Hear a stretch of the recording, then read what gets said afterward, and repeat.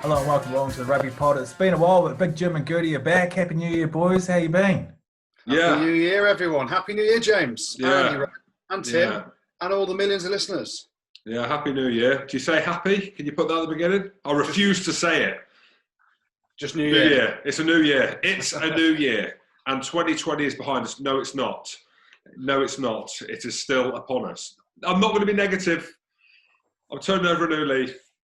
I'm going to read books. And here's to a healthy 2021. Right, you sound like you're pumped for this year. You say you're not going to be negative. You were known as the Sappuccino monster. What's happening, Jim? How's Scotland? You're in full lockdown, aren't you? Whatever that means. All I know is that the highlight of my day was to go and get a coffee from the Wellington Coffee in Edinburgh. Absolutely amazing. And apparently you can't do that anymore. So I'm as positive as this radiator sat next to me in the garage. I don't know whether the millions out there can see or even hear that I am breathing. It might be my breath actually, but I'm breathing fog because I'm that cold in the garage. But your breath is absolutely hanging, to be fair, and everyone knows it. It absolutely is. It might be a tooth. I need to get that looked at, but you can't go to the dentist. But I want to be positive about it. Happy New Year to everyone. Hope you had a good Christmas, and we move forward, as the great William Sir Lancaster said, or whatever that bloke's name was, who wrote that book about mythology. So how was your Christmas, Jim? How was a Christmas? Shite. What do you mean? Well, you buy all your kids an indoor go-kart or something? I see you got a track set up in the house. Well, one got a tractor, Max got a tractor, Freya got a bike, Phoebe got some roller shoes off Santa. JJ was raging because he didn't get a lizard. So I was like, well, mate, at what point do you think Father Christmas is going to buy you a lizard, mate? They live till about 15. So he was raging Christmas Day. And we've spoken about it before, many a time, Andrew, about your ideal, you put yourselves in these scenarios. What would you do if you won £10 million? Well, I would not be staying in England or Scotland. I'd be moving to somewhere where, probably Bali or somewhere like that. But you put yourself in the scenario, me and Goody have done it before. Give me your ideal Christmas day. Ideal Christmas day. Well, I'm going to give you mine. My ideal Christmas day would be Christmas Eve, to have a couple of glasses of wine, put the mince pies out for Father Christmas, put the carrots out the front door, fall asleep watching a movie, wake up 8:30, 9 o'clock, bit dusty, go for a walk, take the dog out, open the presents with the kids calmly around the Christmas tree, really calmly, where there's no screaming and there's no panic, and then watch it unfold. All the presents are put together, so you don't need to put them together. They've got batteries in them already, but they're all put together. You don't need screwdrivers out. And the kids are all sat there happy. Go for another walk with the dog, come home, go for a walk by myself, come home. Dinner's on the table. Dinner's on the table. And the turkey is that succulent that you don't need a chainsaw that we needed this year to cut it open. Beck's turkey wasn't great again, was it? It was on me this time, raging. I'll come back to that. So you sat there, you're eating your turkey. It is melting. It is melting in your mouth as opposed to drinking 3 pints of water just to get one mouthful down.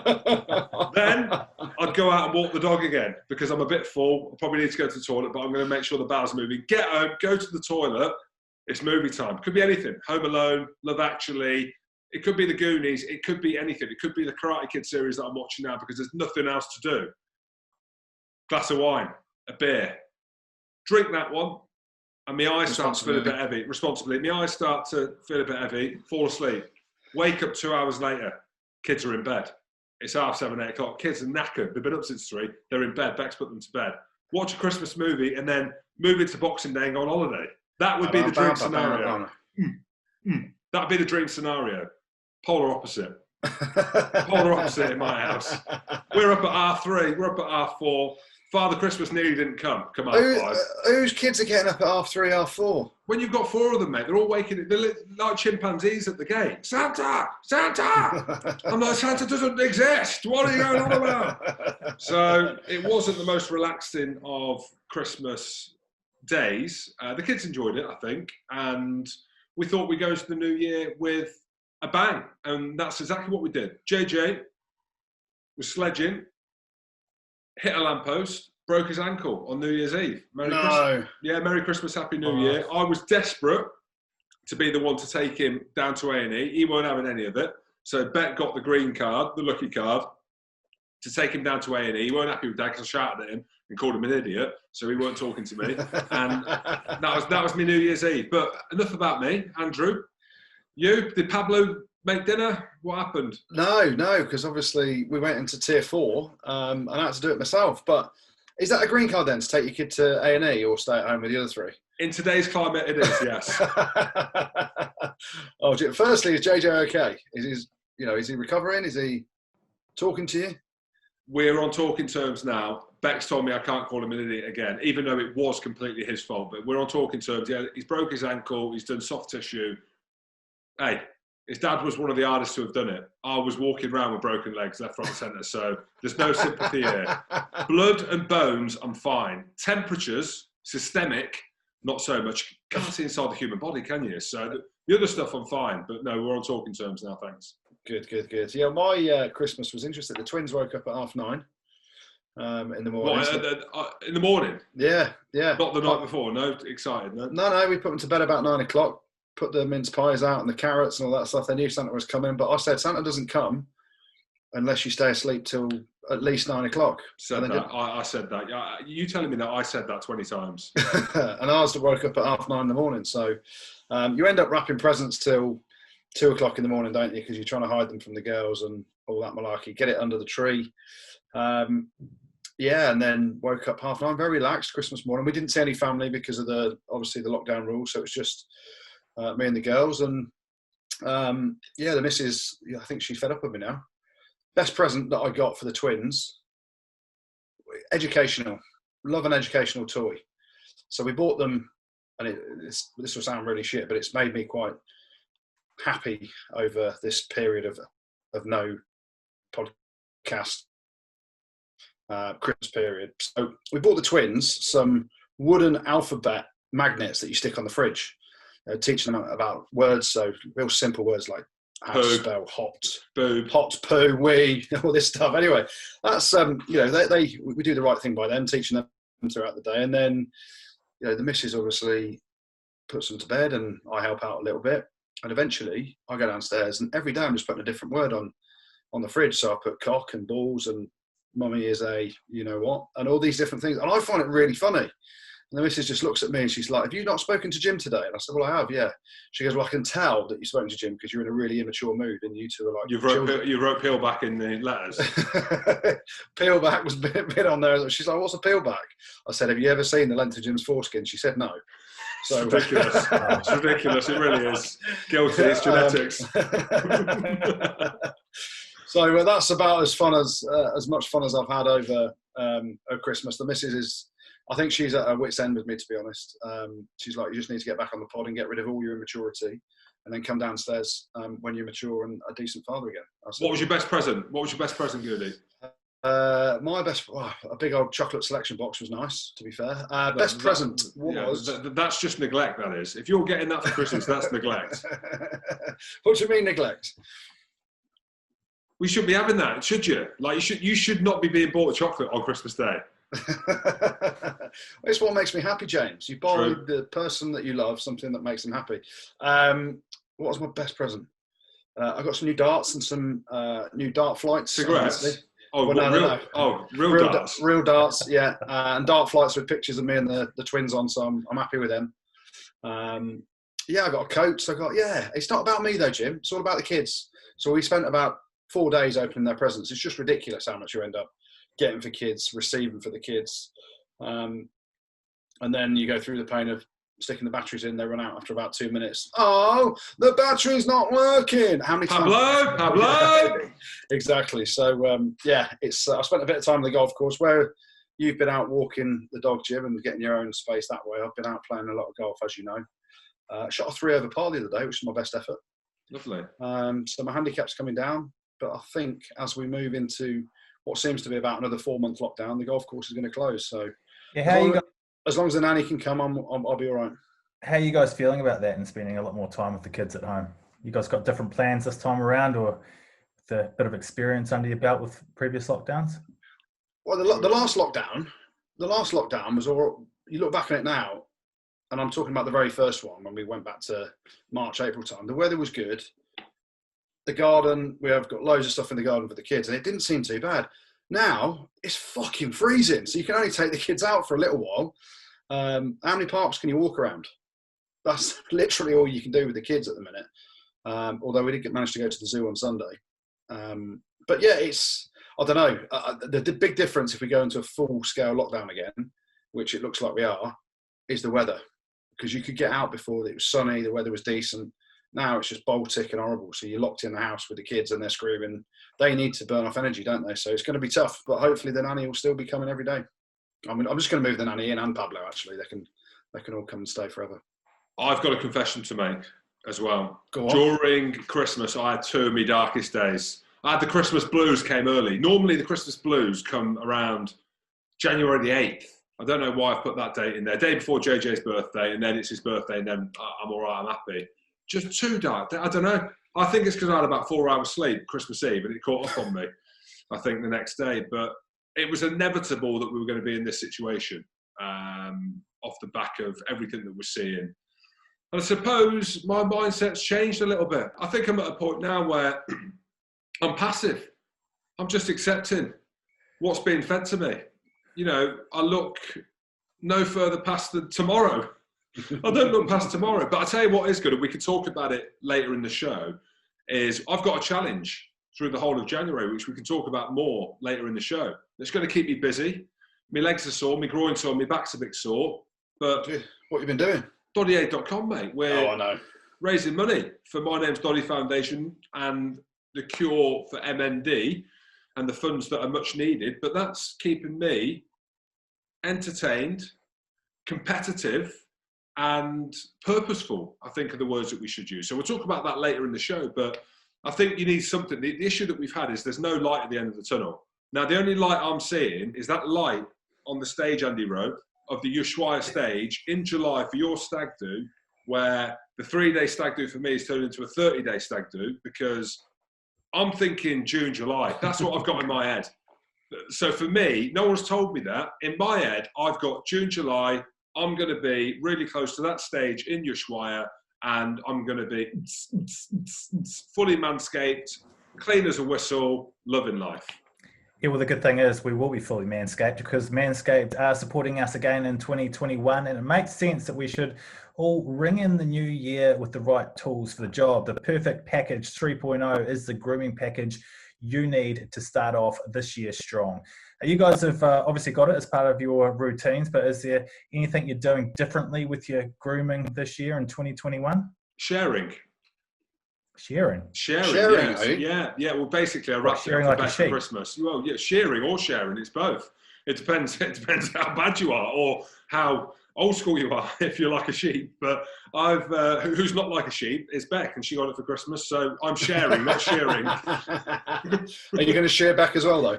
Well, I don't know. She's probably. I don't know. We've not had the discussion. I don't know if she's opened it yet, but she knows what's in there because she knows that I've not used it, so I need to. There's a lot of wool being mixed together, is there? I don't know what that is, mate. It's just as one, mate. Scotland's tag. Make sure you come out of quarantine looking clean thanks to the Lawnmower 3.0. It's a waterproof and skin-safe trimmer which reduces nicks to your two best friends. It also comes with the Crop Preserve anti-chafing ball deodorant and moisturizer, the Shed travel bag, and the Manscaped anti-chafing boxer briefs. And get 20% off and free shipping with the code RugbyPod at manscaped.com. That's 20% off and free shipping with the code RugbyPod at Manscaped. Your balls will thank you. Well, we'll chat about all things. I was going to say, we should say, and this is a safety aspect to it, the ball wipes, don't use them to wipe your makeup off your eyes. Just don't. Otherwise, your eyeballs will be hanging out your head like bollocks. So. When have you been wearing makeup on your eyes, Jim? I haven't, Bet was. Oh, wow. Oh, dear. Well, we'll chat about all things Premiership a bit later on, but first, there's a bit of news to catch up on. I've seen both of you guys chuck out some opinions. What should we be doing with the Lions tour this year? What do you guys made of the alternative suggestions as well? Well, firstly, I've heard, Andrew, that it's definitely not happening. Have you heard that? In June or July or whenever it was due to happen. Well, there's 4 scenarios, isn't there? Yeah, there's 4 scenarios. So the first one is it goes ahead as planned. The second one is it still goes ahead in South Africa, but behind closed doors, so no fans. No chance. The third one is to postpone it. And the fourth one is to move it to the UK and Ireland and have it here with potentially fans. And each of them have got their merits and their, the drawbacks to them. There's not a decision been made yet, from what I'm hearing. It's going to be made at some point later in January as things develop. And it might get accelerated around what we're seeing at the minute to do with the government's decision to lock us down and et cetera, et cetera. But to me, there's a number of scenarios. So ideally, would it be in a position for it to go ahead this summer and we're out in South Africa having an absolute ball. But with the state of South Africa as a country and the pandemic at the minute in their country, and the lack of a vaccination plan over there, the situation in the UK and Ireland with the rising cases and the new strain that's been found, that doesn't look very likely at all that it will go ahead as normal. So then, do you want to play it behind closed doors? Never. Absolutely not. I don't think anyone would have any will or desire, whether you're a British and Irish Lion or, from the South Africans' point of view, to play it behind closed doors. So that kind of, I don't even think Sky Sports, who have got the rights to it, would want that played behind closed doors either, because yes, they'll still show the games, but it will just be so shit, for want of a better expression, compared to what we know the Lions tours are. And then you look at the postponement, and my favourite one, and the one that I'd like to see, is it being postponed to 2022. And to do that, you need to move a few things around, and needs to be all the stakeholders looking at the game itself, and moving a little bit to say, this is the way to make it happen. Now, some people, and I'll put a tweet out about, why don't we just postpone the Six Nations till when the Lions tour is meant to be on, play the Six Nations then, and then have the Lions tour the following summer, so 2022. That not only will give us a load of weekends over this current lockdown period, when clubs who we're seeing getting games postponed left, right and centre at the minute because of the coronavirus could potentially catch up on some games. Other clubs will get breathing space to allow their players, let's not forget the whole issue around player welfare and how there's no spare weekends for any club at the minute, all the way through to the end of the season because of what happened last year. So there's a number of different ideas around that. Another idea could be each union could flip their tour for 2022. So England are meant to be going to Australia. I think Ireland are going to New Zealand, and try and do that this summer, and then play the Lions tour next summer and keep the Six Nations still behind closed doors. I don't think the Six Nations moves. I think they still play it this starting in February behind closed doors. We're not going to see any fans realistically. And there's loads of bright ideas from people. Some other people have talked about getting it in the UK and having the South Africans come here. I don't think that's a great idea at all, to be honest. The whole premise around a Lions tour is touring in a country. And people are like, yeah, but, if you come to, bring South Africa over here and, thousands of people can see the Lions over here. Well, someone said hundreds of thousands of people can see it. You can't, because you can only have, in reality, 80,000 people or 82,000 people in Twickenham. Or how many do they hold? Is it 75,000 down at Millennium Stadium? Is it 50,000 over at the Aviva? So there's the only people that can see the game. There's no guarantee that in the summer in the UK, we're going to have full stadia anyway.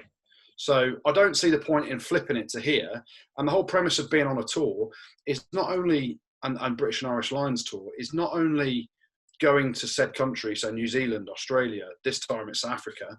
If we don't go on tour there, the impact on that country financially, and there are people saying, oh yeah, we'll just split the revenue between the British and Irish Lions and South African Rugby Union. You're taking out a massive revenue stream for the whole of South Africa as a country, the tourism trade, the hotels, all the experiences that people want to do.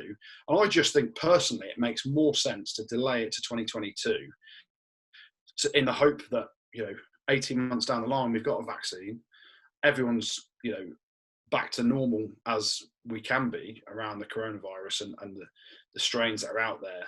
But in 18 months' time, there's more chance of being able to have a normal life than there is in 6 months' time, even trying to shoehorn it into getting the South Africans to come over here, because it just doesn't feel right. But then people are talking about, well, the delay to 2022, it's a year out from the World Cup and the impact that will have. There's no way Eddie Jones wants his England players to go on a Lions tour, 14 months before the World Cup in France in 2023. Fine. Send the Scotland team. Fine. But then you sit there and you go, you know, if that's used as an argument, Eddie Jones will have 14 months with his England team. He'll have a autumn international period of Six Nations, and then a whole of a summer with summer internationals to prep your team for a World Cup that starts in September in France 2023. So that excuse doesn't sit well with me either. So, you know, we're in a unprecedented time, aren't we? Let's be honest. We've said that word many, many times. 4 different options. Personally, I'd like to see it delayed, postponed to 2022. A few things rejigged around in the hope that we all get to go to South Africa or watch a proper Lions tour on the TV in 2022 with fans, with the Lions embedding themselves in that country, doing some brilliant things around the townships and everything that they always do as a collective unit. And, you know, that's the sort of spectacle you want to see. We went to New Zealand, Jim. How good was it? Unreal. And seeing what that meant to the country and seeing what all the Lions players moving around the country, going and doing stuff within the different areas of New Zealand over there, what it meant to those different societies and the impact that had on their culture and their travel industry and everything like that. It's huge. It's massive. So I think just flipping it and saying, bring the South Africans to the UK and Ireland in June, July next year, you're only then going to sell tickets at 500 quid a pop, which is going to people that can only afford that. You're not getting the real Lions fans. You're not going to see the Lions play. And people are saying, well, I can't afford to go to South Africa. Well, if you can't afford to go to South Africa, which I appreciate not everyone can, and a lot of people wouldn't want to spend all that money going to South Africa, you're still not going to be able to go and watch them at Twickenham because the tickets will be ridiculous, or the Millennium Stadium, or the Aviva, because there's only 80,000, and they'll price people out of the market trying to make as much money as possible to split between 2 unions. So all I'm saying is Jason Leonard is very high up in the decision-making process, and that big boy likes a tour, doesn't he? So I'm hoping that he sees sense and we're all in South Africa in 2022. Hero. Jim, you've got a fair bit of emotion that you want to put in behind it. No, I think Goody's said it. I put a bit out on Twitter. Alex Payne was trying to boost his followings and put something out there on social media about it. But look, we've got time on our hands to talk about different things, haven't we? But I'm the same with Goody. I think there's a realisation now that there's nothing happening this year with the Lions tour. As much as we want it, the ideal scenario would be to get things back to normal by the summer, push the Six Nations to the summer when hopefully the vaccine's been rolled out and there's fans in the stadium, even if they're half full, and then do a Lions tour straight after that. But look, obviously, it's easier said than done. Like I mentioned on my tweet, I'm a traditionalist with that. It's almost like a trilogy. Well, it is a trilogy under the professional umbrella of Lions tours to South Africa. 97, Lions won 2009, South Africa won. It's the world champions. I mean, what state is South Africa going to be in as a team? They haven't played. Exactly. Like, it's just such a shit time for a number of reasons. Let's just wait. Try and get it next season when everything's back to normal. You know what I mean? There's no worry of these COVID bubbles and South Africa's back on its feet because for whatever reasons, they're a long way behind. There's a lot of work to do just to get that country healthy, back up on its feet, and back to, not that we're normal, but we have got that Ushuaia light on the stage. We've got that in sight. South Africa haven't. They're at the beginning or the very start of some big problems that are going to happen. So, like Goody, I think we do everything we can to try and move it to next year. There's so much money involved, and that is the thing, of course. And the big thing for me as well is what a shit year the thing is for me, what a shit 12 months it's been for rugby, right? Especially in the UK. I'm not going to go over it, but for a number of things, recently just before Christmas speaking about things. So I'd love for everything to get back to normal, obviously, but then everyone to have something to look forward to. Like Goody mentioned, people going to South Africa. The most people that go there, it's on their bucket list, right? That's the one thing that they've saved up for a lifetime is to go to a Lions tour in South Africa and everything that country brings. Like Goody mentioned, we went to New Zealand. I thought it was just going to be all right. I was like, just come out of rugby. I was like, yeah, it's a Lions tour, whatever. I couldn't believe how good it was. I just couldn't get over it. But when you think about it, it's obvious. You're on the other side of the world. You've been given your green card. If you've not been given the green card, the next best thing is your missus has said that she has to come with you, and you're quite happy to bring her if she brings a mate, so you can get with your mates. But it's such a big thing. It's not like the Olympics. A lot of people will watch the Olympics at home on TV, and it becomes a 4-year thing. The Football World Cup and the Lions and Rugby World Cups, they are life events for fans. They really are. So I agree with Goody. I think we're trying to do everything we can. Not that we've got any influence, but we probably have to move it to next year. Well, there's been a lot of negativity around rugby and about 2020, but some positive news came out with the New Year's honours list. Matt Hampson, Goody, Jim. Finally. Pretty happy with that? Mate, very happy, very happy. And as Jim says, finally deserved. And I had a bit of banter with Hambo and Tommy Corsten, who runs the Hambo Foundation. Hambo's that big time. He doesn't need an MBE. Skip the MBE part, straight to OBE. And fully deserved as well. He's a man, I tweeted about it, an absolute legend. And that word gets bandied around a lot, doesn't it, legend? But you look into the story of Hambo and what he's done for other people, and people perhaps don't realise that everything and Jim's been a huge part of it as well, and a lot of other people have.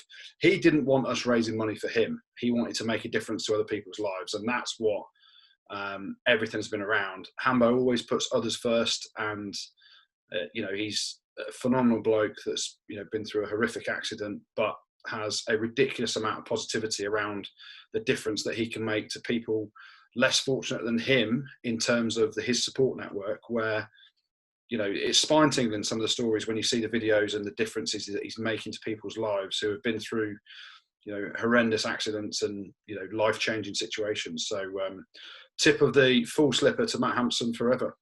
Yeah, I mean, for me, it's been a long time overdue, and we can maybe talk about the 2 MBEs in rugby, or the 2 MBEs in the Premiership as well, with Baxter and Simmonds after. But for me, with Hambo, I was chatting to Beck, my wife, about it, because she's raising money for Macmillan cancer, and we're raising money for motor neurons disease research at the minute.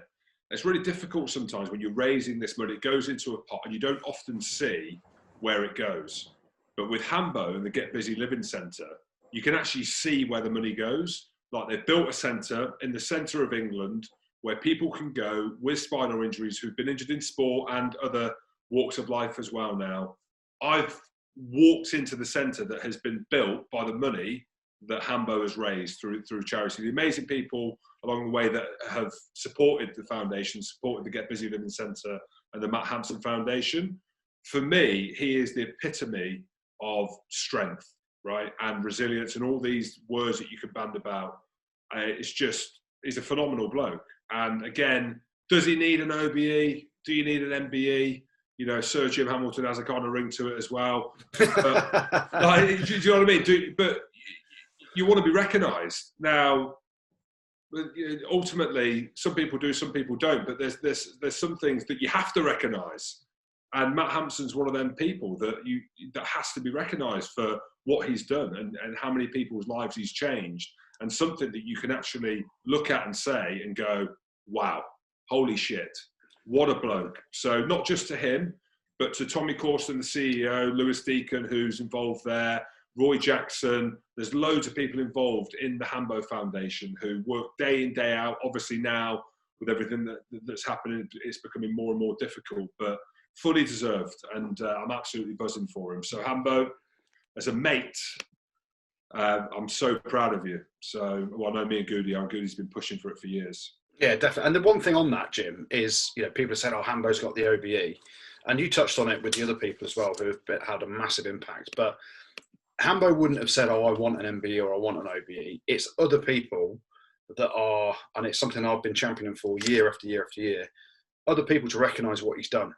And it's for that everyone has pushed and seen the effort and the work that's gone into it by Hambo and the other people around him, that this is fully deserved. So yeah, massively proud, as Jim is, to support the Hambo Foundation and see the unbelievable work he's done, and yeah, long may that continue, because he's got bigger plans still to come. Matt Hampson wasn't the only one that got an award on the New Year's honours list. No, he wasn't. Rob Baxter from Exeter Chiefs got an MBE, as did Joe Simmonds. Damien Hopley as well, who has set up and ran the RPA for many, many years, got recognised with MBE. His is fully deserved because I think he does a lot of unseen work and, has supported the game of rugby and the players for many a year, and a lot of people who have gone through some hard times. But yeah, I mean, Rob Baxter, European Champions Cup champion, coach and Premiership, they did the double. Joe Simmonds as the team captain and fly half. How? Well, I'm just going to say this. So everyone thinks, except for Eddie Jones, Owen Farrell and George Ford, that Joe Simmonds should be in the England squad, right? And I'm sat there thinking, Lizzie watches the games. Queen Liz watches England play, watches Exeter play, and she's like, Eddie, Joe Simmonds needs to be picked, and if you're not going to pick him, I'm going to go one step above you and MBE his ass. So Lizzie watches the rugby, and she's given Joe Simmonds an MBE. But genuine. Do you think he's embarrassed? Do you think he's heard that come through? Yeah, and he might not know. He might know everything. Imagine saying to your parents, and they're like, "What for, sir? What for? What have you done?" Yeah, I mean, you're never going to take it off him, right? But how? How is that? How has he got an MBE? Rob Burrow has got an MBE, who is. Mate, the guy has raised millions and stuff that he's shown. I don't want to go too hard, but it's, maybe I'm jealous. Because how have I not got one if he's got one? Well, mate, he's the captain of the double champions. So I think, listen, it's Queen Liz has said to Eddie Jones, you either pick him or I give him an MBE. And Eddie Jones didn't pick him, so he got an MBE. Or there's some person making these decisions that doesn't know too much about sporting, that doesn't know too much about how sport works and how just give it to the captain is a easy way of distributing an MBE for some success. But imagine Joe Simmonds now in the changing rooms. It goes one of two ways. So he either rocks in and demands to be called Joe Simmonds MBE, because there was a few players when, after 2003, when they all got given MBEs for winning the World Cup, a few players at Leicester Tigers used to go around and say, "Can you call me Lewis Moody MBE, please?" A few players, just one. I'm just like, Lewis, that's fucking embarrassing. Pipe down. But it goes one of two ways. He either walks in the changing rooms with his nuts out saying, "Call me Joe Simmonds MBE," or he's massively embarrassed because his brother got man of the match in the final. Or he can give it back. But fair play, he's got one. But some of them fully deserved. Hoppers, we know about the amazing work he's done for the RPA over 20 odd years. That's been key. Rob Baxter, obviously the coach. Joe Simmonds, people are questioning it, and I get why they're questioning it. Fully deserved. I'm not questioning it at all. I don't know if you got that from that. Also, Dee Bradbury as well, OBE, the first female president of Scottish Rugby, mother of Magnus Bradbury, the back row for #AlwaysEdinburgh. So she's got one. Is that how he got picked and gets his contract then? Apparently so. He's just re-signed. Apparently he's just re-signed, and having an OBE as your mum, it's a thing apparently. So I blame my mum for me sat in the garage. Exactly. I'll take anything with a 4 or a 3 at the minute. There's a fair bit of chat going on about ring fencing in the Premiership at the moment. Do you guys think it's now inevitable given what's going on?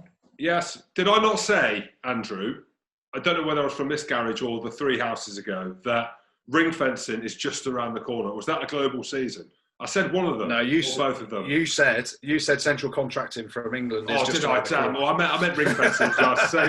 Same thing, is it not? But imagine if you're Saracens. Imagine if you're Saracens and watching this unfold. They've not played a game yet. So what are Saracens missing out on? Obviously, the TV revenue, right? So it's a lot, especially with everything they've been through. But ultimately, when things get back to But they got a parachute payment as well. So the team that gets relegated, you effectively lose a load of revenue from your own business, because obviously match day is never going to be as lucrative because you're playing the Championship. But in terms of a parachute payment, and in terms of the funding, it's not too much of a drop down from what you get in the Premiership anyway. Okay, well, they're looking at it unfold. Is rugby really rugby at the minute, or is it just kind of unfolding? That's a rhetorical question. But Saracens will come back up, and I reckon that there's only one way forward to protect the game of rugby, to consolidate, is to move the Lions tour and to ring fence. But I think with it though, and I've always been dead set against it, because you look at the Pro 14 and how shit some of the games are because there's no relegation. And as a long-term plan, I don't think it should be ring-fenced. But in the circumstances we're living in at the minute, around the finances of the game, the pandemic, the effect that that's had on everything, I think you need to close it for a year or two to 13 teams. Get Saracens back up from next season. They've paid their dues in being relegated and the fines, etc., and for everything they did. Bring them back up, have a 13-team competition for at least a year, more than likely 2 years. But it's got to be a clear plan. You can't say, we're just going to ring fence it and see how this goes. You've got to say, right, we're ring fencing it for 2 years and we're going to review it after a year to see what the world is like. And you've got to involve the championship clubs in that and the RFU, because ultimately it's the RFU that make the decision. They dictate around the leagues. It's not Premier Rugby. It's not just the clubs. The RFU dictate whether promotion and relegation go ahead. So involve all the stakeholders. Cornish Pirates, they're building a stadium. They want to come to the Premiership one day. They've seen Exeter Chiefs do it. I know Ealing Trailblazers, they want to come to the Premiership as well at some point. But if they're being honest, they can consolidate for 2 years, after this pandemic, and then hopefully be in a better position to challenge further down the line. But it'd be interesting if you do ring fence it. You got a 13-team league. What happens further down the line? Does one team get relegated, and then whoever finishes 12th have a playoff game with the team that finishes top of the Champo in 2 years or 3 years or whenever it changes again? Or the two teams automatically get relegated and one team get automatically... There's so many questions, but I think for the finances of the game and to safeguard clubs' futures, there needs to be some sort of interim holding position where there is ring fencing for a year or two. And that will save Gloucester from getting relegated. Because, Jim, you predicted them to go down in their bottom. You're horrible, Jim. Got robbed at the weekend, though, by the water boy, didn't they? How funny was that? Not funny for Gloucester, but just the situation was quite funny. And we're a bit hard on teams at the moment as well, but with the different points that have been allocated out. So if a game gets cancelled, one club gets 4 points and the other club gets 2 points. That's why, Andy Rowe, they'll have to ring fence it, because there's teams that are losing points, games not being played for no fault of their own. So again, it's just a minefield at the minute. So we're playing rugby, which is great. Games are getting cancelled. They were postponed, getting cancelled now, which is obvious and which is right. So you can't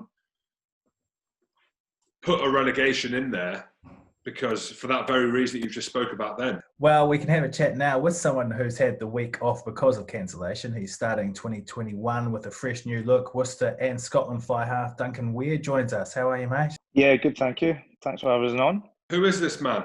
I do not recognise this man. You look unrecognisable. Handsome, eh? What did you ask for, Duncan? So what did you ask for? So you went in and the guys look at it and they probably did what we did when we first saw it and be like, what is this? And then what was the words that you used to the guy? Do your best or make me light? What was it? I said, take a bit off the back and sides and then just make the top a bit fluffier.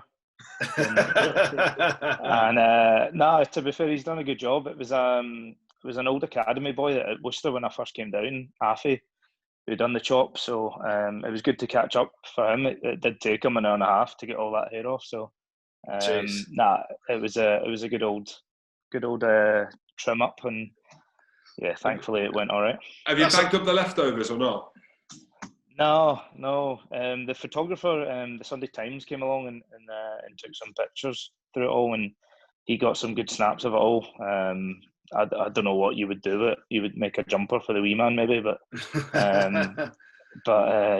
thankfully, I just left it to the barber shop and didn't go down that route. You could have made a hell of a bush. It would have matched Jim's bush as well, by all accounts, the way that is. Let's talk about it then. Obviously, mate, it's an amazing thing. First and foremost, big apologies from Jim and myself. When we first saw it, we came in and we went, what is Donkey Weir doing with the lid? We didn't know the facts. We now know, and we knew straight away after we'd given you a bit of stick, that it was for an unbelievable cause in Acorns Hospice. How long did you grow it for? I know you've raised a bucket load of money. It's an amazing thing you've done. How itchy was it, though? That's the main question. Yeah, it was, to be fair, the last month, and then that kind of that stage where it's not long and it's not really that short anymore was probably the most annoying stages. But yeah, Acorns is obviously, as you know, it's a charity that's really close to us at Worcester Warriors. So recently becoming a father of 2 kids as well, and it's probably that charity was close to the heartstrings, and it was an easy decision to choose that one to go down. And yeah, I've always had a kind of mental head of hair. It's always been wiry, and I think Jim used to call it pubed back in the day. So I was so nice. I was so nice to my teammates. Yeah, yeah. It was a really bit of fun. Just obviously 2020's had its challenges for a lot of people, businesses, and charities been hit hard as well. So yeah, it was an easy decision, and it's pretty mental that it's raised over 16 grand, plus gift aid as well on that as well. So yeah, I'm blown away with how kind people have been, and the support and the kind donations have really meant a lot. I looked at your game for Scotland, and that came around. We can maybe talk about that with Finn and Adam. And I'm thinking, this is the best thing that's happened to you in a long time. You've been waiting for your chance. You've been carving up at Worcester.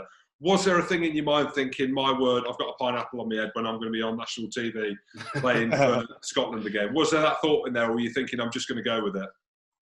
No, to be fair, it was good exposure for the charity, albeit it was at my bottles of shampoo and conditioner expense. But as soon as you got a hairband on there, it was good as gold. As soon as it wasn't in my eyes, I didn't really care. Like, I had enough things to worry about on the rugby pitch and boss a team around. And yeah, no, it was a great experience being back out there with Scotland. I thoroughly enjoyed it.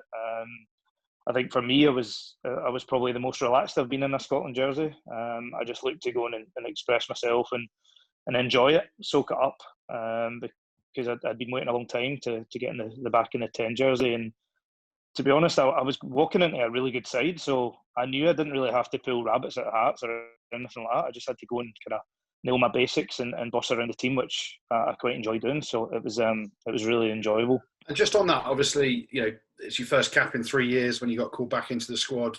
You went pretty well.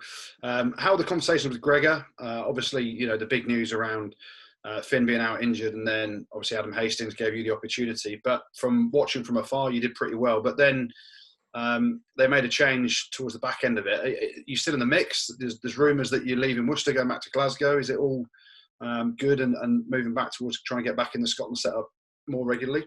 Yeah, I mean, my communication with Gregor has been really good over the last year or so. I know exactly where I stand. I know what he wants for rugby. He's around the corner. I'm 29 now, so I've got a good amount of experience behind me, and I'm seeing the game a wee bit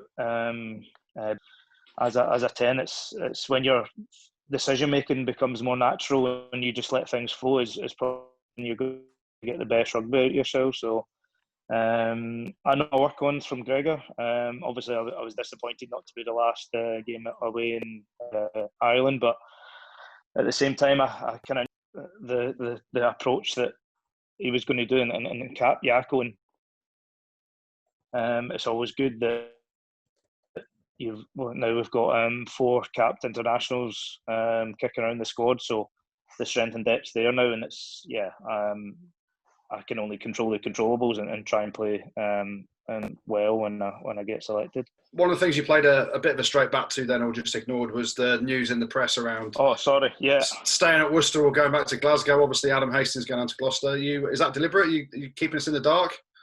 No, like, conversations have been good so far. And, like, I'm a Glasgow boy, so the club means a lot to me. The big thing when I was leaving Glasgow was to get over 100 caps and kind of be part of the history of the club. And I know guys like Johnny Gray and Hoggy were kind of similar mindset when you were leaving the place where it all started. So yeah, no, I was really privileged that they've been chasing me pretty hard. So hopefully in the near future, I think obviously the festive period, things die down in the market. So hopefully this week we'll get up and get chatting. We'll wait and see what happens.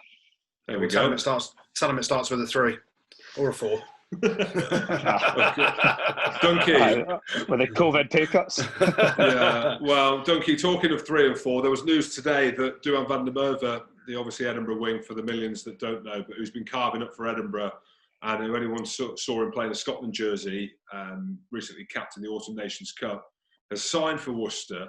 What's your thoughts on that kind of setup and what we're seeing? So what I'm trying to say is basically Duhan comes through the Edinburgh system, plays extremely well. Edinburgh have moulded him into this player. Scotland have capped him, and then he's now moving to Worcester. So he's actually leaving Scotland, which is going to make Edinburgh a lesser team because, frankly, he's one of the best players, not just for Edinburgh, but in the league. Can you understand his reasons why?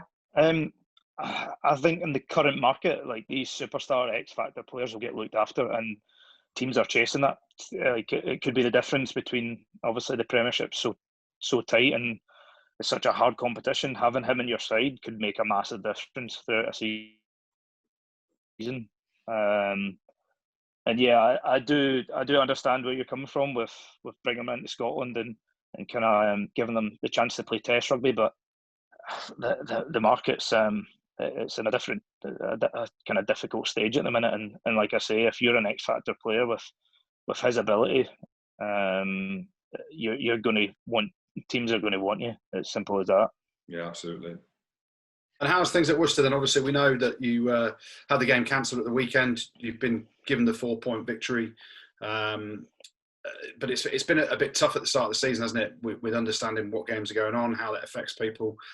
You've got some quality players there within the squad, some youngsters coming through. Ted Hill and Ollie Lawrence are 2 stars of now and the future.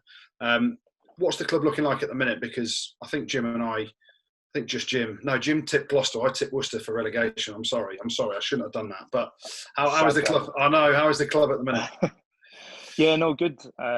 We've got a kind of young group of coaches that are really hungry and really look to kind of bring out the best of us. I do think we've got a young squad. Like when you look across the board on the team sheets every week, maybe we've got 5 or 6 kind of in the last 2 years academy graduates. When you look at other team sheets, it's maybe 1 or 2 guys within our squad, and in the Premiership, you really there's no kind of hiding place. Like you're going to get found out if you're not up to speed of things. So I think we're in good stead. It's kind of the same story over the last couple of years when I've been here. Anyway, we make so many good chances and maybe kind of cough the ball on in the last couple of phases where we should be burying teams and scoring more tries. So I think if we just continue to work hard in training, these old cliches of kind of putting the hard yards in at training, and hopefully we'll reap the benefits. Duncan, there's talk I've heard this week of the Prem being ring-fenced, and you can probably talk about, well, there's been talk for the last couple of years, but it's accelerating now, obviously for obvious reasons. But you've played in the Pro 12, Pro 14 and the Prem. What is the pressure difference like as a fly half? Is the relegate? I know it's that Worcester are bottom, generally around that part of the table, but playing really well, playing some really good stuff as well. But what is that pressure like playing in a team that can potentially be relegated, which Worcester have been before, fighting for survival? On the flip side of that, being at Glasgow, where you know there's absolutely no relegation. I think the probably the ability to bounce back after a loss is probably the biggest thing. Like if you go on a losing streak in the Prem, like there's bound to be pressure added onto you week in, week out. When in the Pro 14, like one win might just ease that pressure, but one win might just get the monkey off your back for 1 week in the Premiership, and it's so intense. Like I'm sure no one would lose their job in the management or whatever. Like it's the same thing in any kind of top Premiership side. Like if you get relegated, like half your management, your backroom staff could get sacked, like just with the budget in the Premiership compared to the Championship. So not that the players are talking about this, and obviously, but you just know in the back of your mind, like it's some people's livelihood, and it might fall on. So yeah, those pressures are there, but like I say, thankfully we've been down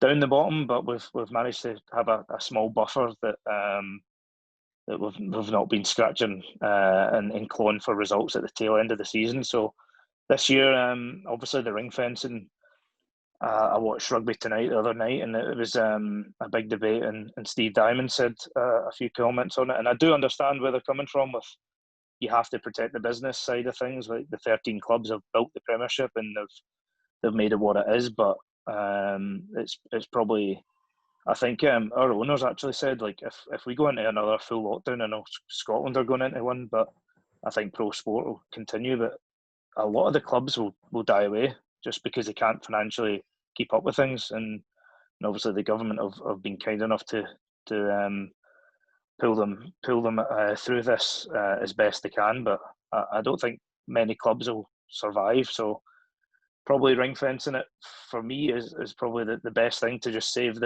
the livelihood of the Premiership clubs, and then after that opening it back up to relegation and make sure it's a kind of stable platform before they do that. Yeah, it seems a sensible choice. Last thing for me then, I want to put you on the spot a little bit here. Jim and I go back a long time, and I've given him a load of shit about his win percentage for Scotland in the Six Nations when he played. Now, for people that do or don't know, that was a 16% win percentage for Scotland. And his excuse when I always talk to him about it, he said, but the backs were fucking shit. The centres. He said the backs were fucking shit. Now, Duncan, it's your opportunity here, because I know you played with Jim. And we won. Me and Duncan beat Italy single-handedly. So it's not Duncan, it was Phil Godwin. Look at me, you're backtracking now, Jim. How shit was Jim, and how hard was it as a 10, knowing full well your forward pack was led by an absolute clown in Jim Hamilton, and we were always on the back foot? I'll just say, if you don't get beat by 50, you're still out in the piss.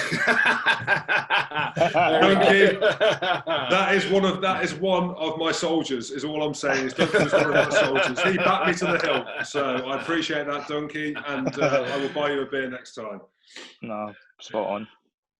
Cool. Thank you very much for joining us, Duncan, and best of luck for the season when it does carry on. Cheers. Top bloke. Yeah, top bloke. First and foremost, what he's done with his lid and raising a massive amount of money for Acorns Hospice, that is a phenomenal thing to do. And we started out by taking the piss out of him, Jim. Why are you so horrible to everyone? I'm not. You called him pubed, you called him meatball. He's a great bloke. And bad to lads. You're just abusive. No, well, you could say that. I could have said something more. He rented the house that I was in for a couple of years when I was captain of Gloucester in Cheltenham. And there's your house. There's some horror stories from that house. Oh, really? Why? Go on. Yeah, well, we were young, nothing. We were young, me and Beck, and, we had JJ, and that was about it. So there's no horror stories. There was a lot of crying and a lot of shitty nappies, is all I'm saying. But he's a good lad. And if that isn't an obvious one that he's going back to #always Glasgow Warriors, you ain't ever going to get a bigger hint. He's off skiing, he starts with a 3 or a 4. There we go. Well, we can have a chat now with the main man himself to hear all about what's going on in January. Scotland and British and Irish Lions legend Doddie Weir joins us. How are you, mate? Oh, very well, boys. Thank you very much. Sorry, a little bit late, but I go swimming once a week. I do a wee bit aqua aerobics to keep fit for January, so quite fitting. But all well, boys. Had a good Christmas. Fantastic New Year. Well, Happy New Year, Doddie. And we can talk about the fitness stuff a little bit later. But how are things with you at the moment? Obviously, it's been a mental few months. It's been a lonely few months for a lot of people. How are you getting on with your family? How is your condition and everything as it stands at the minute, mate? Big Jim, you're looking very well. For myself, I'm very lucky, very fortunate. I'm still able to do quite a lot of things, walk, talk, eat. Bizarrely, it might sound a bit silly, like go to the toilet on your own. It's a big thing that M&D people maybe can't manage. I'm able to still do that. Still able to get up and down the stairs, which is quite a good thing as well. So in a lot of ways, still winning this battle against M&D. And you're correct, 2020 was quite a difficult year being in so enclosed. But again, I'm very lucky because I live on a wee farm. So able to get out most days, speak to the cows, company, drive my buggy that I've got on the farm here. So that's the sort of thing I challenge myself most days, is to not let M&D intrude into my life as much as maybe it wants. So with that, I'm doing very well. With the COVID, it's brought us quite a lot closer together with the family, which has been quite nice. And now with things, 2020, there's a lot of trials starting that the foundation had invested in. Unfortunately, they were closed down for 3-4 months, but they're up and running now, which is quite exciting. So, all good. I've been able to celebrate another Christmas and New Year. So that's maybe my 4th or 5th now. Well, maybe at the beginning when I got diagnosed, I maybe thought that could be the last one. So let's not complain. Let's go away. 2021 will be a fantastic year, I think. Yeah, let's hope so. And Doddie, first thing I'm going to say is you're looking great, and it's great to hear that you're still doing more fitness than me, even with M&D, doing your water aerobics. I'm very embarrassed that you're looking way better than myself. So, mate, you're doing exceptionally well. It's been 4 years, hasn't it? And the doctors said that, you know, potentially it wouldn't be 4 years in this fight, and you are kicking it down the road further and further. It's amazing to see.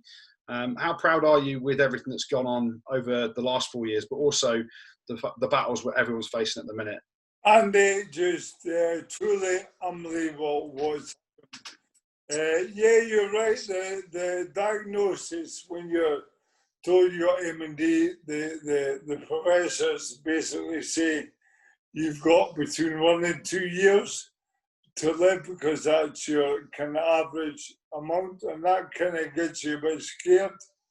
But on the back of that, with the foundation, has been truly amazing. The rugby public, you guys, everyone involved in the game of rugby out with it has been so supportive, allowed the foundation to grow to an unbelievable sort of size, and the support generosity has been pretty overwhelming. I think today, in the 3 years we set the foundation up, we've possibly spent £5 million on research and nearly 1 million helping people with M&D. Now that is unbelievable, and that would not have happened without the support and generosity. So thank you very much.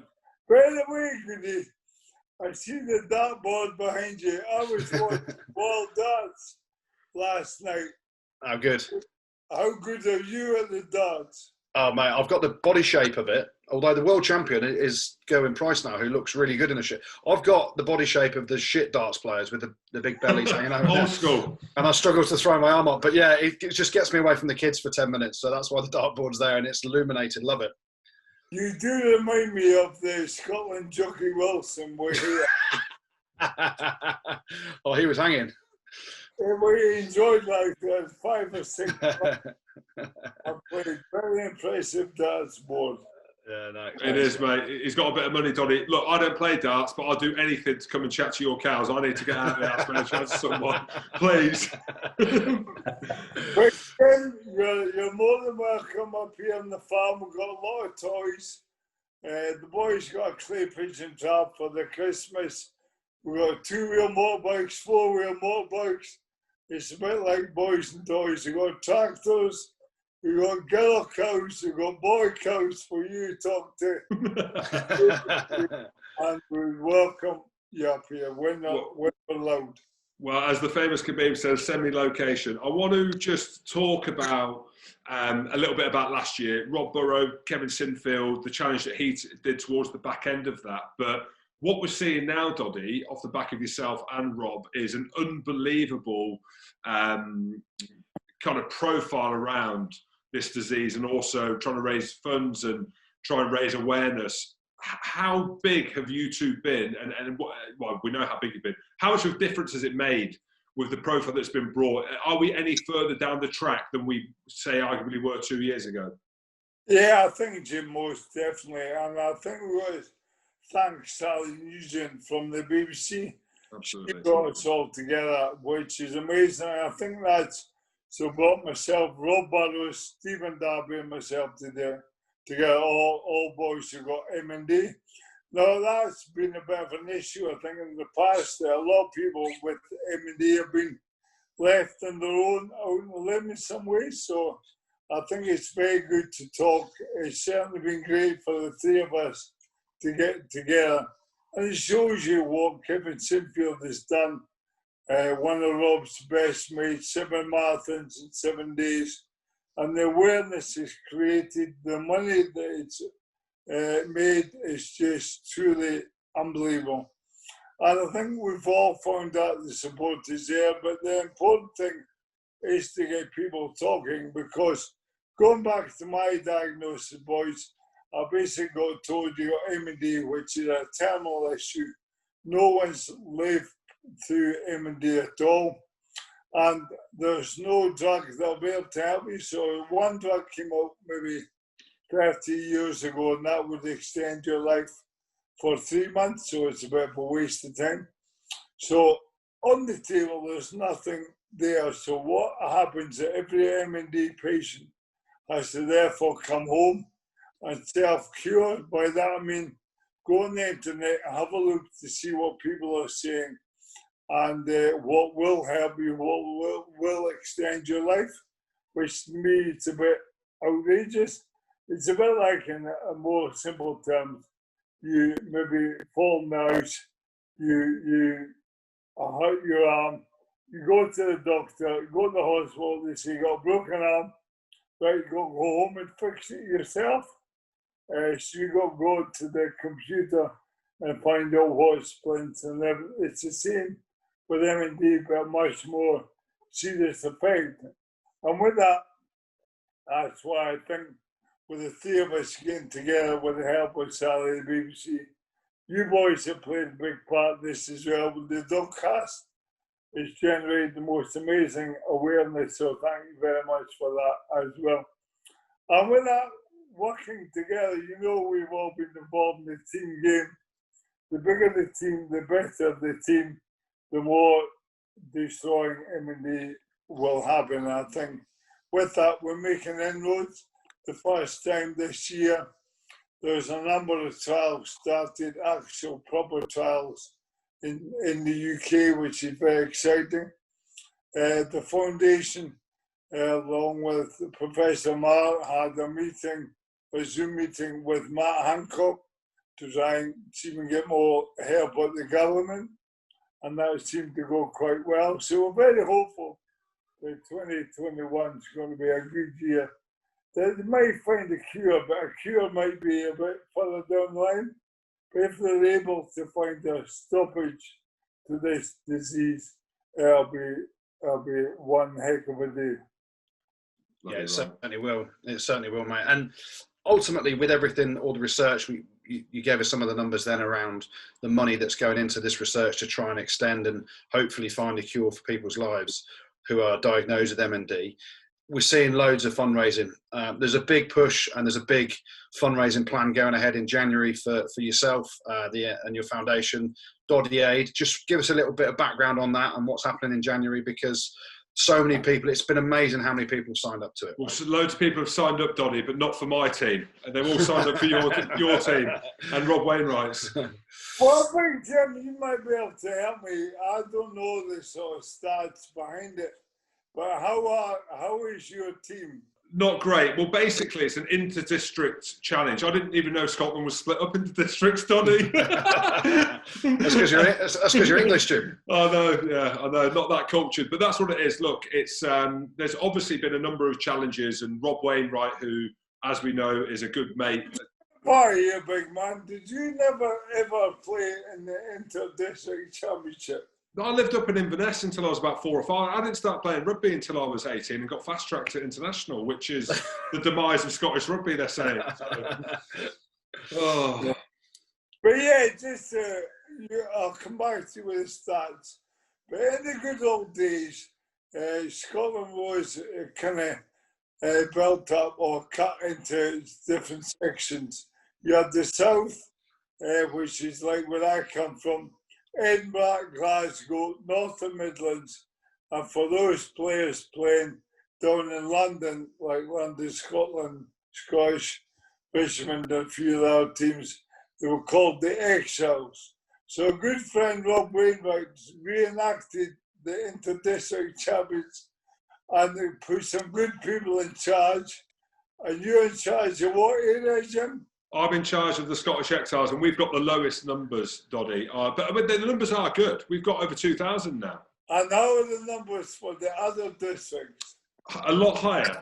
I'm just. I can only blame the captain. I can only blame the captain in this process. And mate, Jim, no one wants to play for you.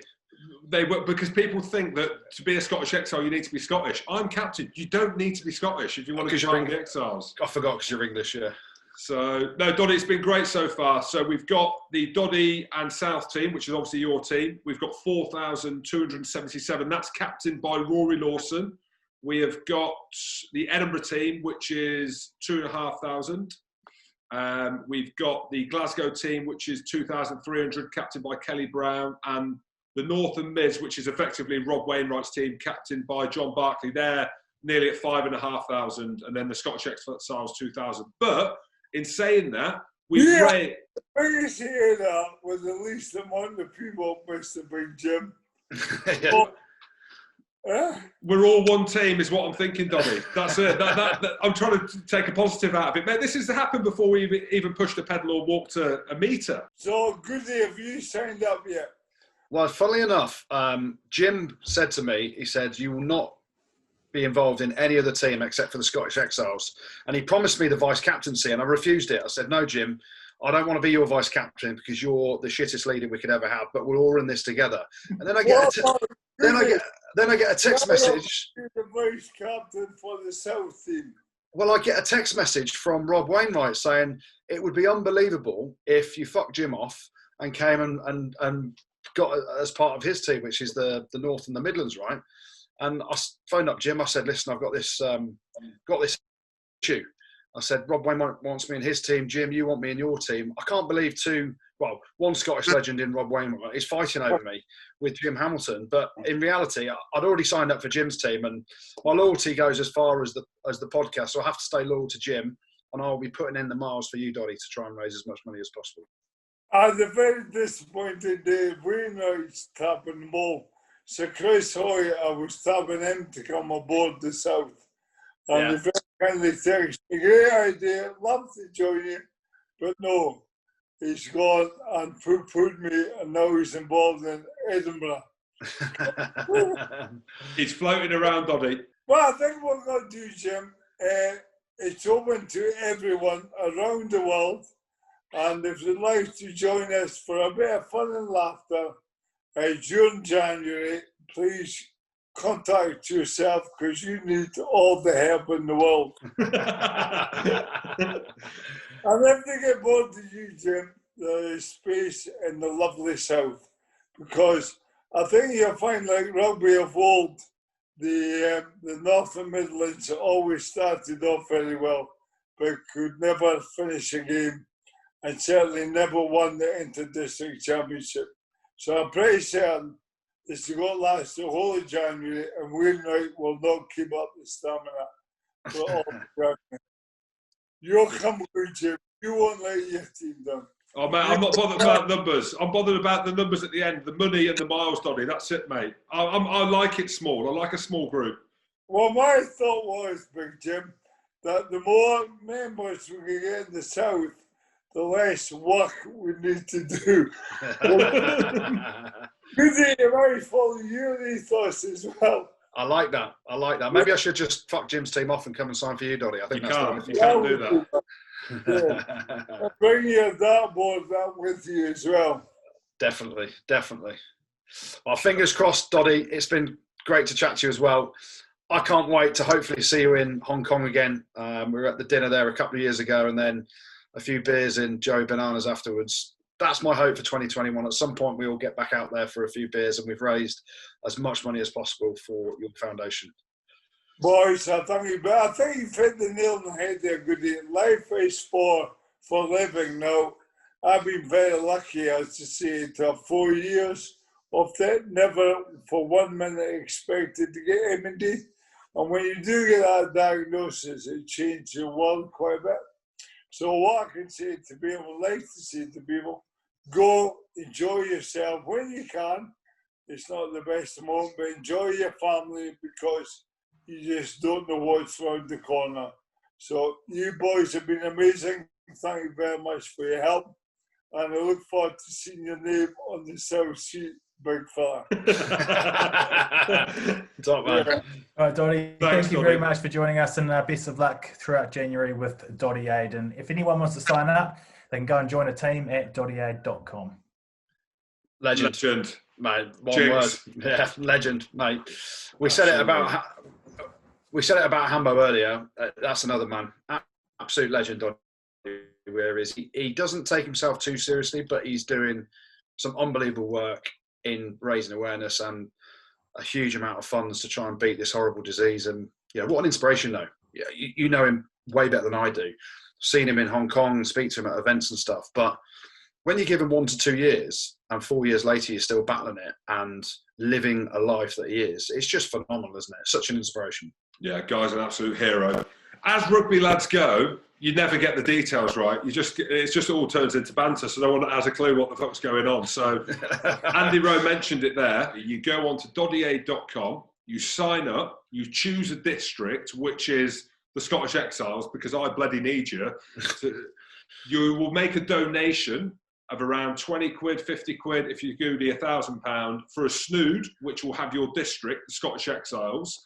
You will then wear that, you will then sleep in it, you will then do whatever you want in it, and you will jump on a bike, you will walk, you will crawl, you will roll. Play golf. You can't play golf now, probably not. But Austin Haley said you can ski. I said we're not all that privileged to go skiing, Austin. You can go on your horse, you can do whatever you want to clock up the meters. You download an app, it's called Track for Good. Yeah. It's not working that well at the minute because it's been inundated with thousands and thousands of people going on there. But you can manually put in your miles. So if you've done 100 miles, just put 1,000 miles in if you're with the Scottish Exiles. Don't. Honesty is the best policy. And then that will all go into a tally with money that you raise. You're not obliged to raise money, but obviously the more money raised, the more money goes into the pot. We've already raised over £250,000, which is phenomenal. So the more the money that goes into that, we saw Kevin Sinfield run the 7 marathons in 7 days, raised ridiculous amounts of money, over £2 million, I think. It's up at now. Amazing. There's no cure for MND. It's ridiculous. We've seen with the COVID stuff that if things are accelerated, they can find a cure. They've done that with the vaccine. We need to raise as much money as we can for Doddie. Whether you sign up for the Scottish Exiles or you think you're from Edinburgh or whatever, just sign up, go to doddieaid.com, enter in your details, buy a snood, donate as much as you can, raise some money, and have some fun. January is going to be shit for all of us, right? Everyone, every single one of us. What can you do? You can exercise and you can be a part of a bit of banter. Famous people we've got signed up. Lorraine Kelly, she did a thing today. She's not in the Scottish Exile, so I'm not even going to tell you what she spoke about. We have got, is Matt Dawson famous or not? Austin Healy is. Yeah. Matt Dawson, Austin Healy, Kevin Sinfield, he's on my team. We have got Mike Tyndall, we've got Zara Phillips signed up, we have got Olympians, we have got actors, we've got pop stars, we've got butchers. I'm just naming every profession. What else have we got? Bin men. We've got bin men. Yeah. So it doesn't matter whether you're a Hollywood superstar or you're a bin man, you're in. You're in. So please sign up. And the key fact around it, as we found out, is you don't have to be Scottish to do it, to go in for the Scottish Exiles. Because, Jim, you said you're Scottish. You didn't even know there's fucking inter-districts in your home country. That was just a joke. That was just a joke, but I didn't know. I've heard of Warwickshire, though. But that's in England. Should we talk about the Premiership then, boys? Yeah. Yes. Let's talk about the Premiership. Do you want to talk about Wasps or? No. Why not, Jim? Mate, we are the only team, we being Wasps, are the only team to beat Exeter Chiefs in God knows how long. No. I mean, they did rest a couple, but not only did we beat them, we pulled their pants down, we bent them over, we looked at their skid marks, we pulled their skid marks up over their heads, made them sniff their skids, eat the skids, down through the body, out the bum again, and put the pants back on, and we absolutely dominated them. You did. Fair play. How about that? In the rain, some some quality rugby. But yeah, it was Exeter's third team, so I can't talk about it too much. But they've not been playing very well. And they've had COVID, so they've had a bit of a rough few weeks. Not making excuses for my Chiefs. Semantics. No, but listen, we know how good an outfit they are. But Wasps rocked up. Launchers played exceptionally well. He's turned into, you talk about a Lions player right now. He's playing at a level. No, he's not. Launchbury is playing at a level that could be picked for the Lions squad. Launchbury is a class Premiership player and a good international player. Right, but what I'm saying is he's playing at a level at the minute that could be considered a Lions tourist. Okay. I ain't saying a test starter. I'm saying a Lions. Look at the way he played in the autumn. Look at the way he played in the Autumn Nations Cup. Played very well, James. Mate, I got man of the match in 2013. I didn't go against Ireland. So, matters of nothing. Well, you've been horrible. All I'm saying is it was a good performance, physical. They picked a big forward pack, Wasps did, to take him on. And obviously there was a bit of pain there still from the final. Well happy for Wasps, to be fair. Yeah. I'll be honest, hand on heart when I say that. So Thank you, James. Thank you, James. And Leicester. Yes. And I tell you, hold your horses, because I'm going to say it. George Ford had a great game. Really? How weird is that? I didn't think he did. Well, no, just in terms of game management, as a 10, as you look at it, he's kicking. I thought he kicked too much. Well, some of his kicking then. It's all right when you're kicking that much. And it was the right tactics to play against Bath. Got themselves back in the game. Simple rugby. But tell me how you're ever going to catch a spiral bomb, Jim. You couldn't catch a pass from 5 yards away. Imagine you under a spiral bomb. Well, if Anthony Watson can't, then I'm going to probably struggle, to be fair. But I tell you who could catch one of them. The other fullback. So I tell you who could have caught that. Anthony Watson's opposite man, Freddie Stewart. How good? He's going to play for England. I think he will. 20 years of age. I saw him for the academy when we filmed that doc for Rugby Pass. Him and that George Martin, and the scrum half who came on, the young lad as well. That Freddie Stewart is a test potential with his skill set. Making the captain straight away. Lions captain. But to be fair, he's a big kid as well, isn't he? 20 years of age. Tall, rangy, quick. He dominated Anthony Watson, didn't he? It was quite funny. The England fullback / winger against a young up-and-coming player. And Freddie Stewart, he was the difference at times. And Visa at number 8. I tweeted it. Of course I did, because when you put your expert knowledge out there on Twitter, you want to see what the interaction is. You did. But Visa, player that Leicester needed. So I'm glad they won. They ain't going to get relegated now, which is the main thing. Not just because they're going to ring fence it. Not just because they're going to ring fence it, but I reckon when they get Lavanini back, there's talk of them signing a really good hooker as well, an Argentinian hooker. Matt Scott's a good 12 as well. I don't know. They're just... what do you mean Cole is too old? What do you mean? Why are you being horrible? Well, Genji's not. Genji looks hungry. So, because Genji looks hungry. Mate, I think Leicester are going to be all right. They will be. They'll be... I reckon they'll finish about 8th in the end. But here's the big thing. We gave him a bit of stick about this. Will Stewart had the worst / best mullet you've ever seen in your life. He shaves it off and then he gets his head shoved up his arse in a scrum. And he gave away about 5 pence. It doesn't matter if that's, if he looks like Sam Smith. Grow the mullet back. Yeah, it didn't go well for him. But that was one of the narratives around the game against Bath, wasn't it? You had the old versus the new. They spoke about it on comms, but I think Bath look all right. You know what as well? We talk about the rumour mill. There's talk of Diamond going to Bath. No chance. All right. Okay. No chance. Well, Sale got their first win since Steve Diamond left the club. And you tipped Gloucester to be bottom of the table, and they are. But I did not know the influence of a water boy would have added to Gloucester's demise. I thought Gloucester looked good as well, to be fair. But ultimately, there's a few things that happened in that game, wasn't there, that we can talk about. Chris Harris gets his head taken off, right? Yeah. By Dupree, one of the Dupree brothers, and then has to go off for a HIA just as their Sale have got a penalty kick into the corner. So there's all this madness going on of why they didn't look at the incident around there. Because if he's going off for a HIA, anyone who's seen it on social media, there's talk of it potentially being a yellow card. It's a red card. It is. It's an absolute red card.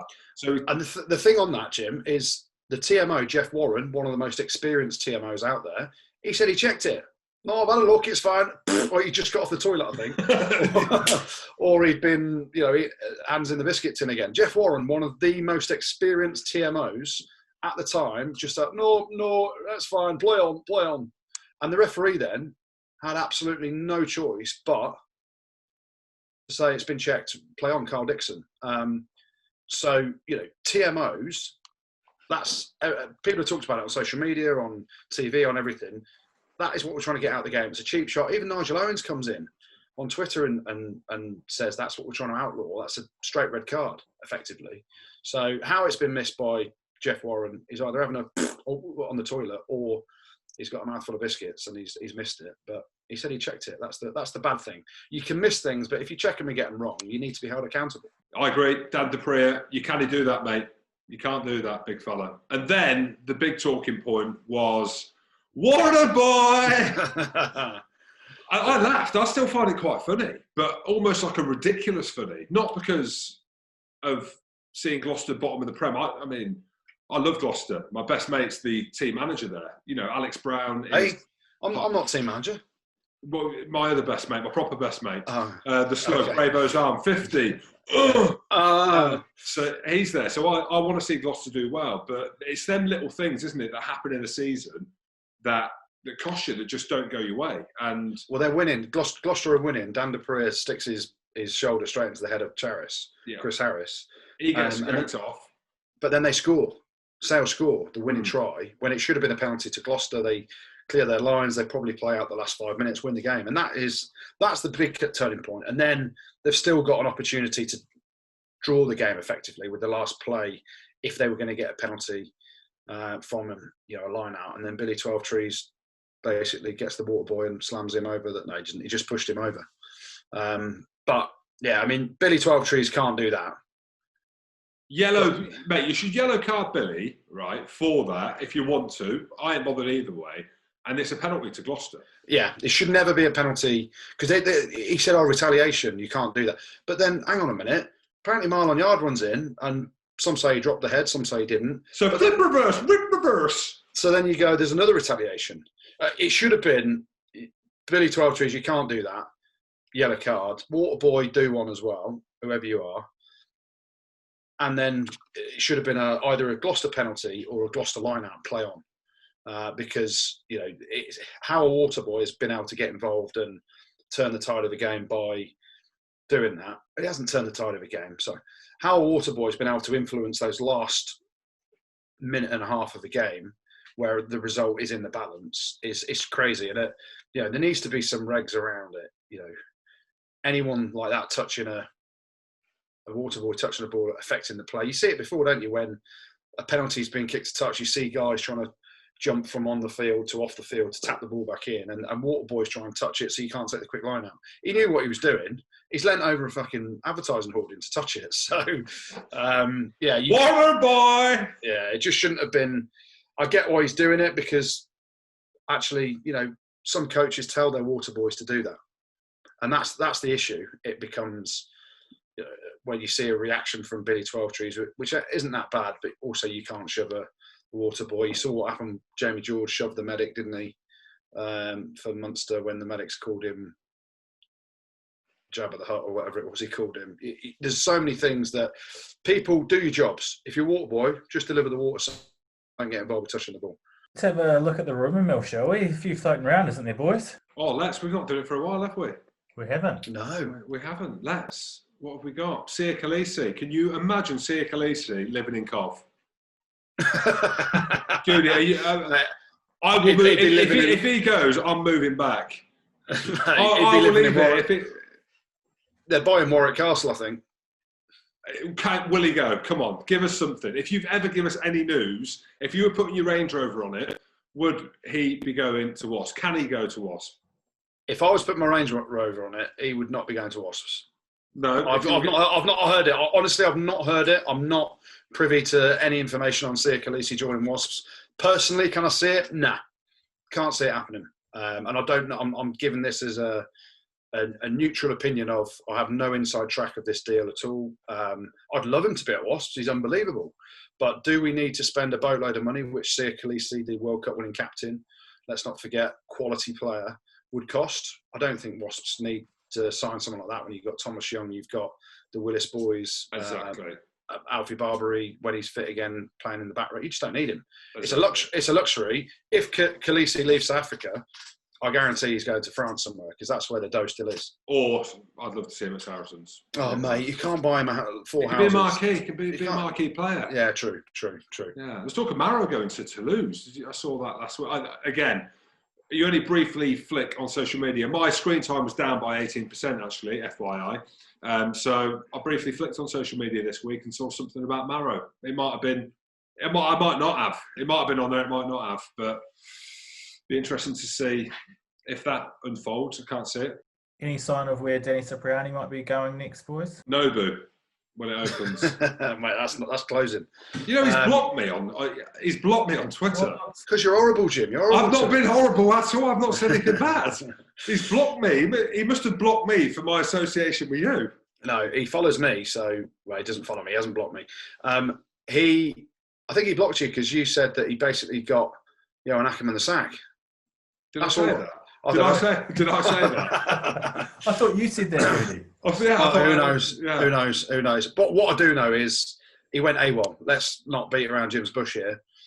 He got dropped by the Gloucester management after the first game of the season when he was pretty poor at Leicester Tigers. Leicester, yeah. And my sources tell me he ain't been seen since. He didn't even rock up to training. Once he got dropped, he just didn't even rock up to training and disappeared. And then said he didn't want to be part of the club anymore because no one dropped Sips. So that's effectively what happened. And fair play to George. We haven't spoken about this on the podcast, but fair play to George Skivington. He's nipped it in the bud as quickly as he can, and obviously Sips has departed. They say it's on amicable terms. He wants to pursue a different pathway and all that jazz. What Skivington didn't want is for it to become a bigger issue. So cut ties there and then, and Cipriani's off. And listen, we know he's been through a lot of stuff off the field emotionally. He's saying on social media at the minute it's the happiest he's ever been in his life, and posting pictures left, right and centre. I saw him in Turkey the other week having his teeth done as well before Christmas. So I don't think... Well, as in the real turkey, or he had his head in the turkey? No, the real turkey. He had some dentures done or something, the old white than white things. Well, if that's essential travel, it definitely is for me. I'm going to Turkey. Yeah, you're B4s, mate. I've got it. It's essential. Yeah. So where's Cipriani going to go? Who knows? Because a lot of it is around supposedly him leaving Gloucester is around his new wife or fiance, or I don't know whether they're married yet, and how happy that is, the family that comes with that. So you can't all of a sudden go to France and take a load of cash and say, I'm going to live separate from them. So who knows what happens in the world of Danny Cipriani. I think everyone wants to see him on a rugby field somewhere. I can't see many Premiership clubs, or any Premiership clubs to be fair, saying, Sips, come to us, we've got loads of cash and we've got a slot at 10, because it does clearly come with a load of baggage. And quality player, brilliant on the front foot. You question class for a year. Yeah, your question is desire to go to the tough places and put his body on the line. And when things don't go his way, he wants to move on. Oh, you are getting blocked. You are getting blocked. Well, but possibly. But then, have I got an affiliation to Danny Cipriani? I know him okay. I talk someone up when they're playing exceptionally well, and rightly so. And we're on this podcast to give our opinion and be honest, and that's all I'm doing. If that gets me blocked, then who cares? That's why I've been blocked. I tell you what, though, just my opinion on something you mentioned there, George Skivington. So I saw Skivs' interview. I'm talking as if we're best mates, we just played against each other. I saw Skivington's interview around the Cipriani thing, and I was thinking, you need to give us more. Like, you can't be just, batting it off. And then actually I thought about it, and I thought, fair play to him, because it would have been really tough for Skivington, because he's played with Sips at Wasps for years. They're probably mates. They probably were mates when they played together. And to have to deal with that, to come into a club, to have to deal with that, you've got your star player, firstly having to drop him and to have that conversation. It'd be easiest to stick with him. We saw Neil Lennon and Scott Brown in Dubai after Celtic have been shocking this year without getting political in football. They're obviously quite tight. captain and coach, and you're dropping your best player, your most high-profile player, and then you're having to go to the team and explain to them, and then you're having to go to the media. And I thought Skivington handled it really well. So for me, it would have been tough for him, but right thing for Gloucester, in my opinion. Whether or not the shed heads think that or not, the long term, it's the right decision. And me saying that, I'm definitely not going to get unblocked. And you look at the chronology of events, right? And we've spoken about it on here. Yeah, what happened with Johan Ackerman leaving? Yeah, there's only one person that's been involved in all of this, and that's Lance Bradley, the CEO, who, listened to Cipriani, took his advice. Then Johan Ackerman leaves. Then David Humphreys leaves. What's his name? Who took over for a little bit? Rory Teague was in the mix to be taken over because he was Sips's best. He doesn't get the job. Skivington gets it. Cipriani, is he happy? Obviously not. Boom.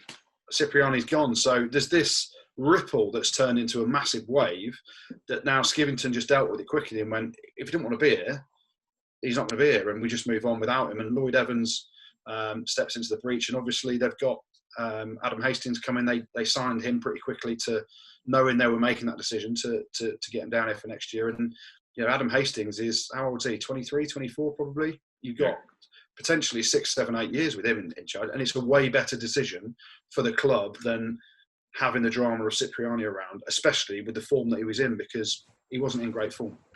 Thanks, Jim. Thanks, Scooty. Thanks, producer Tim. And thank you very much for listening. Don't forget to hit subscribe on whatever platform you get your podcasts on. Leave us a review and check us out on YouTube as well. And sign up to the Scottish Exiles on doddieaid.com. Rugby pod. Do that for our skipper, Jim. Pod.